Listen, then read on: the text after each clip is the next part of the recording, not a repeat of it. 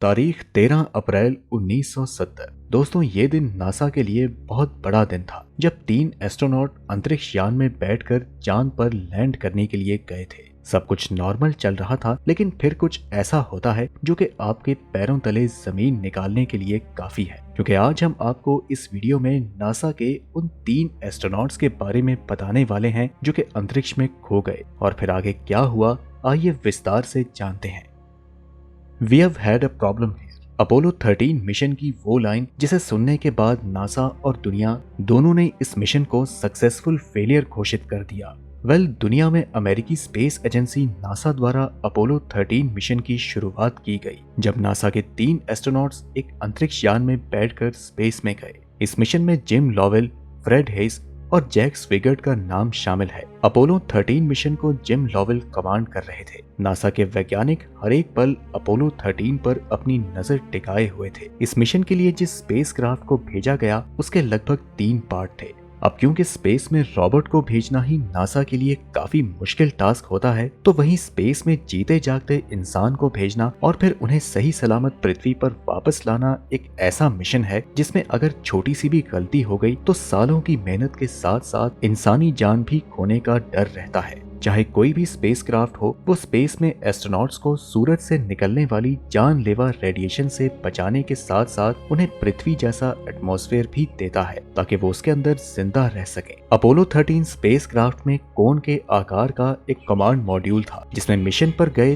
तीनों अंतरिक्ष यात्री अपना ज्यादातर समय व्यतीत करते थे। इस स्पेसक्राफ्ट का एक और हिस्सा था जो कि सर्विस मॉड्यूल था, जिसमें स्पेसक्राफ्ट का इंजन, ऑक्सीजन टैंक और ऊर्जा देने वाले दूसरे यंत्र मौजूद थे। इस मिशन के 1 साल पहले यानी कि 1969 में अपोलो 11 चांद पर कामयाबी के साथ लैंड कर गया, जिसमें नील आर्मस्ट्रॉन्ग वो पहले शख्स थे जिन्होंने चांद की जमीन पर कदम रखा। अपोलो 11 के बाद अपोलो 12 का मून मिशन भी कामयाब हो चुका था, लेकिन अपोलो 13 मिशन के साथ एक ऐसी घटना घटी जिसके बारे में नासा के वैज्ञानिकों और उस मिशन पर गए अंतरिक्ष यात्रियों ने कभी भी सपने में भी नहीं सोचा था।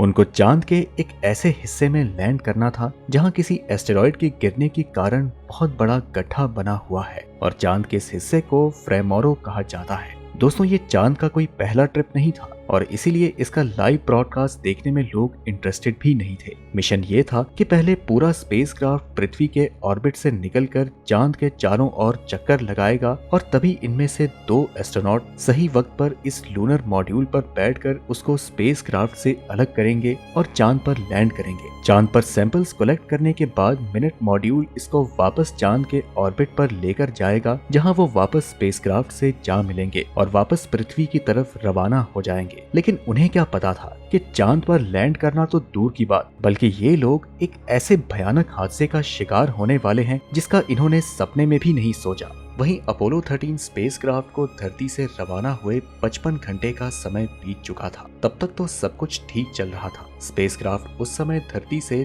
3,22,000 किलोमीटर की दूरी पर था। इस दौरान एक एस्ट्रोनॉट ने रूटीन चेकअप के दौरान गलती से ऑक्सीजन टैंक का एक बटन प्रेस कर दिया, जिसकी वजह से स्पेसक्राफ्ट में एक जोरदार धमाका हुआ। इसके बाद तीनों अंतरिक्ष यात्रियों को इस बात का संकेत मिलने लगा कि स्पेसक्राफ्ट में कोई तकनीकी खराबी आ चुकी है। एस्ट्रोनॉट्स द्वारा जांच करने पर पता चला कि 2 इलेक्ट्रिक वायर्स को आपस में कनेक्ट करने की वजह से एक ऑक्सीजन टैंक में ब्लास्ट हो चुका है, जबकि दूसरा ऑक्सीजन टैंक भी तेजी से खाली हो रहा था। इस मिशन को कमांड कर रहे एस्ट्रोनॉट जिम लॉवेल ने तुरंत इसकी जानकारी धरती पर मौजूद नासा के वैज्ञानिकों को दी। ये सुनते ही नासा के मिशन ऑपरेटिंग रूम में हड़कंप मच गया। लोगों के दिल की धड़कनें थम चुकी थी। इस शॉर्ट सर्किट की वजह से स्पेसक्राफ्ट में मौजूद 2 अन्य इलेक्ट्रिक आइटम भी काम नहीं कर रहे थे। प्रॉब्लम होता देख मिशन कमांडर जिम लॉवेल ने अपने कंट्रोल रूम को रेडियो से संपर्क किया और कहा कि we have a problem here. इसे सुनते ही कंट्रोल रूम में मौजूद सभी हक्के बक्के हो गए और उन्हें भी समझ में नहीं आ रहा था कि अब क्या किया जाए।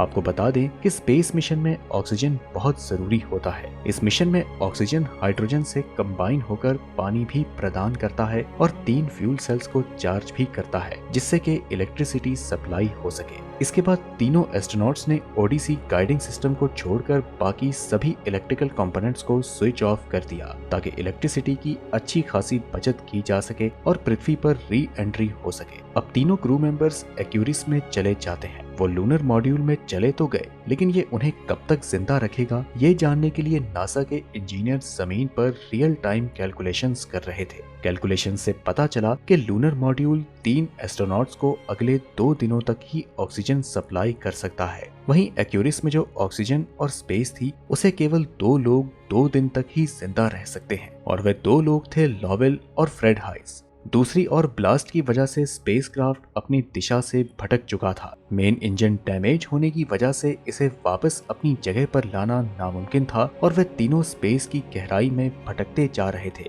अपोलो 13 मिशन पर गए तीनों अंतरिक्ष यात्री अब समझ चुके थे कि अब उनकी जिंदगी खतरे में पड़ चुकी है। इस बीच अपोलो 13 के साथ हुई इस दुर्घटना की खबर पूरी दुनिया में आग की तरह फैल गई। तमाम टेलीविजन नेटवर्क्स जो कि इस मिशन को इम्पोर्टेंस ही नहीं दे रहे थे, अब वो अपोलो 13 पर पड़ने वाले हादसे को कवर कर रहे थे। एस्ट्रोनॉट्स की फैमिली के साथ साथ पूरी दुनिया इस दुखद खबर को देख रही थी। वक्त तेजी से गुजर रहा था। नासा के वैज्ञानिक इस बात से काफी परेशान थे कि वो अपने तीनों अंतरिक्ष यात्रियों को धरती पर कैसे वापस लाएं। इसके लिए वो तरह तरह की प्लानिंग पर काम करने लगे। ब्लास्ट को लगभग 1.5 घंटे का समय बीत चुका था, जबकि ऑक्सीजन टैंक में सिर्फ 15 मिनट तक सांस लेने की ही ऑक्सीजन बची थी।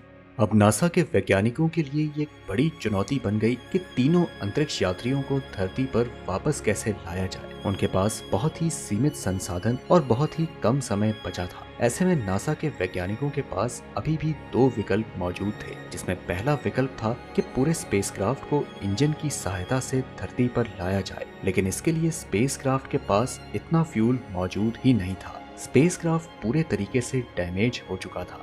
जबकि दूसरा विकल्प ये था कि चांद की ग्रेविटी का इस्तेमाल करके अपोलो 13 के स्पेसक्राफ्ट को धरती की तरफ वापस धकेला जाए, जिसमें फ्यूल और ऊर्जा की कम से कम खपत हो। जिसके बाद नासा के वैज्ञानिकों को दूसरा विकल्प ही सही लगा। हालांकि ये विकल्प भी बहुत रिस्की था। लूनर मॉड्यूल का रॉकेट किस पॉइंट पर और कितनी देर के लिए चलाया जाएगा, ये कैलकुलेशन भी इतनी आसान नहीं थी, क्योंकि इस कैलकुलेशन में छोटी सी गलती भी एक बहुत बड़े हादसे का कारण बन सकती है। पृथ्वी पर नासा के मिशन कंट्रोल ने ये सारी कैलकुलेशंस करके एस्ट्रोनॉट्स को भेजी, लेकिन असल सवाल ये था कि आखिर तीनों एस्ट्रोनॉट्स को वापस कब और कैसे लाया जाए। ये वो सवाल था जिसका जवाब अभी तक किसी के पास नहीं था। अपने इसी विकल्प पर आगे बढ़ते हुए तीनों अंतरिक्ष यात्रियों को सारी जानकारी मुहैया करवाई गई, जिसे अंतरिक्ष यात्रियों ने फॉलो करना शुरू कर दिया। और इसके बाद अपोलो 13 के स्पेसक्राफ्ट ने चंद्रमा का एक चक्कर लगाया और फिर एक खास पॉइंट पर पहुंचने के बाद उन्होंने लूनर मॉड्यूल के रॉकेट को 35 सेकंड के लिए बंद कर दिया। ये बहुत ही खतरनाक था, इसीलिए नासा के वैज्ञानिकों और तीनों अंतरिक्ष यात्रियों की सांस अटकी हुई थी। लेकिन किस्मत ने उनका साथ दिया और ठीक 35 सेकंड बाद चंद्रमा की ग्रेविटी की वजह से स्पेसक्राफ्ट की दिशा दोबारा से धरती की तरफ हो गई। अपोलो 13 के स्पेसक्राफ्ट को धरती पर लाने के लिए रास्ता तो मिल गया, लेकिन नासा के वैज्ञानिकों के सामने समस्या ये थी कि स्पेसक्राफ्ट को धरती पर कैसे लैंड करवाया जाए। इसी बीच डिहाइड्रेशन और ठंड की वजह से क्रू मेंबर्स की हिम्मत जवाब देने लगी और धीरे धीरे केबिन के अंदर कार्बन डाइऑक्साइड की मात्रा भी बढ़ रही थी। और स्पेसक्राफ्ट के इस कमांड मॉड्यूल को इस तरह से डिजाइन किया गया कि जब स्पेसक्राफ्ट धरती के एटमॉस्फेयर के अंदर प्रवेश करे तो इसके हीट को कमांड मॉड्यूल आसानी से सहन कर सके।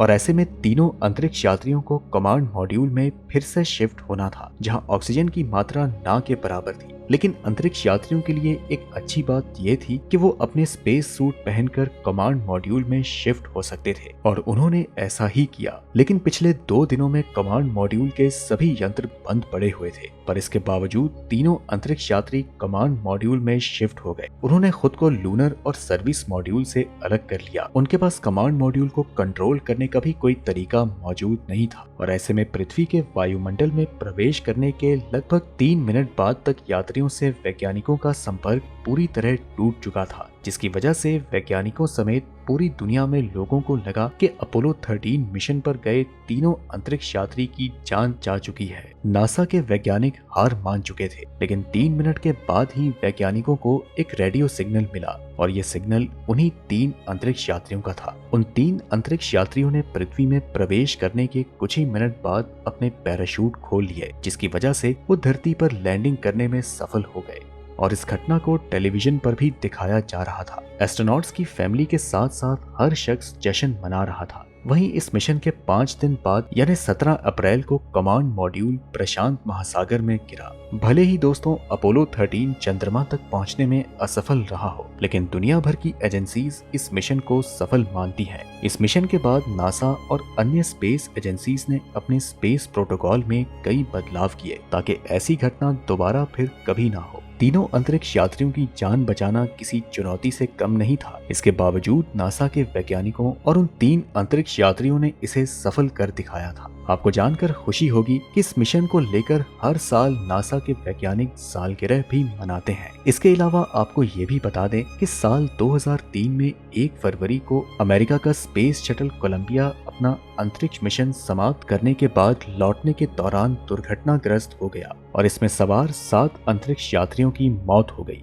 इन अंतरिक्ष यात्रियों में कल्पना चावला भी शामिल थी। लोगों ने आसमान से आग का गोला धरती पर गिरते हुए देखा और इस घटना के कारणों की जांच के लिए नासा ने स्पेस शटल उड़ानों को अगले 2 साल से अधिक समय के लिए निलंबित कर दिया।